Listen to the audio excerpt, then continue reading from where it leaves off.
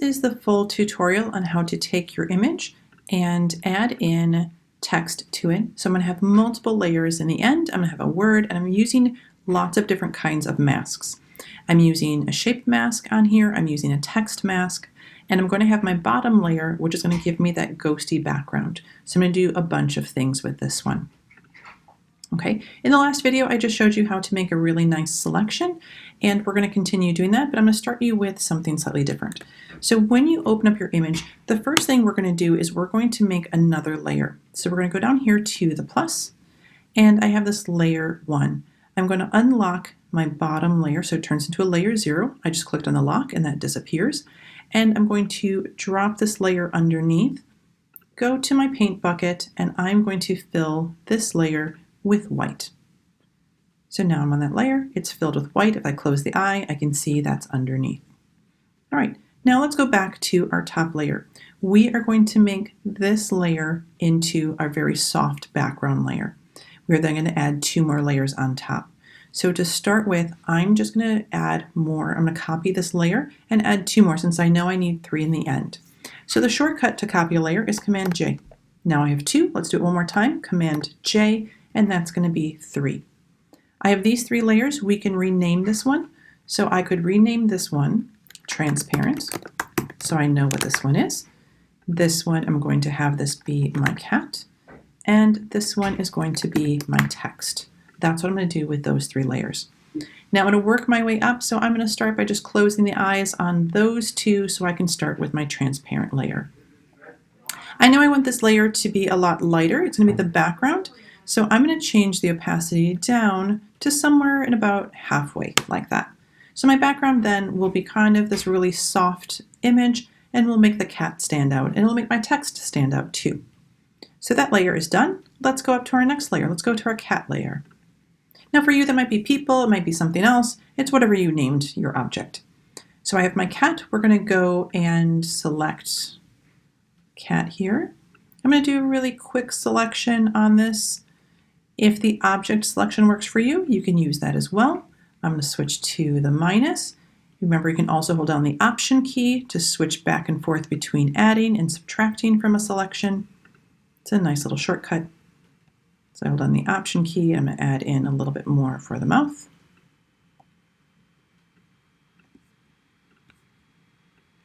There we go. Okay, now this selection isn't perfect.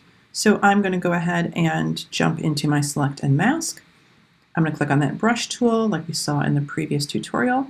I'm going to sweep along this edge really quickly. And that's going to fix my selection. And I want to absolutely take my time with that. If something's not great, just hit the minus and go back and fix that up. So when you get the selection to the level that's great for you, you can also do a little bit of feathering if you want a really nice soft edge. And when you're ready, hit OK. If I ever need to make adjustments, I can still go back in and I can still add in a little bit more if I'm not happy with things. Just remember, selections are really up to you, so you can change them and fix them as much as you need. All right, now that I have the cat selected, I'm on my cat layer. I want to turn this into a mask so it deletes what I have in the background here and lets this ghost transparent layer show through. So I have my selection, I'm on the cat layer, I just go down here and I hit that mask button, and now I have the mask of the cat. And you're going to see it lets that transparent layer show through, right? So if I open and close this eye, I had the transparent layer, and now I've added in a more bold cat layer. Looks good so far. All right, we have 1 layer done, 2 layer done. We're now on to our 3rd layer, which is our text layer. Now we don't have any text yet, so we're going to go ahead and add that in. I go over here to my type tool, and I could decide to type across, going this way. But for this picture, I actually want my text to be vertical. You can decide if you want it horizontal, so I can have it coming out of his body. I want it going down the side of his face.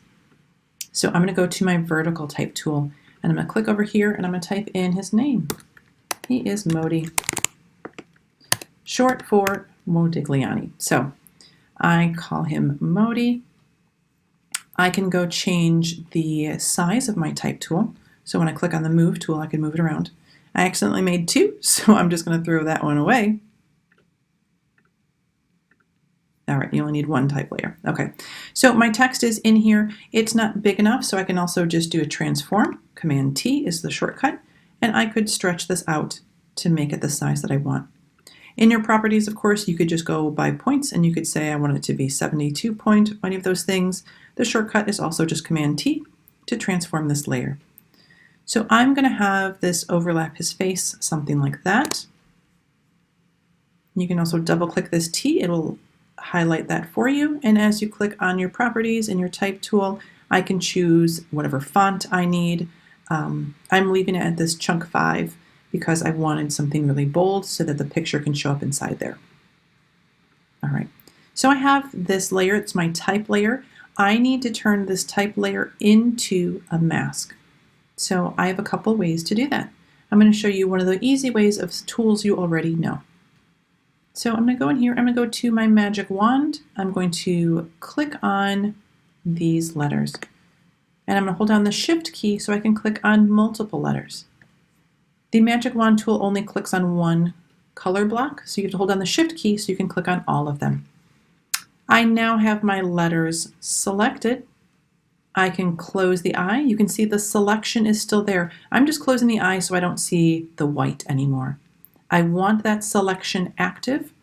I go here to my text layer. Let's turn the eye on so we can see that layer.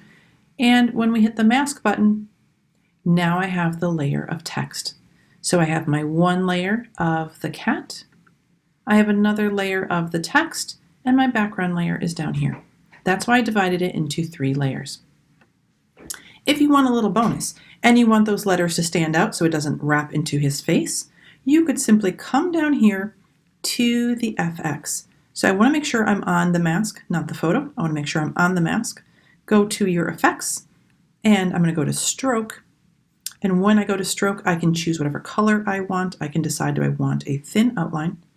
Do I want something thicker? You make that choice. Make your artistic choice of what's going to help define that. I like that, around 10 points. And there it is. I get all of these layers showing together, but some are bold and some are soft. And that is what you're kind of working towards. Here's a fun little bonus trick. Let's say you're not sure you put the text in the right spot and you want to be able to move it, but you don't want to destroy everything that you just did.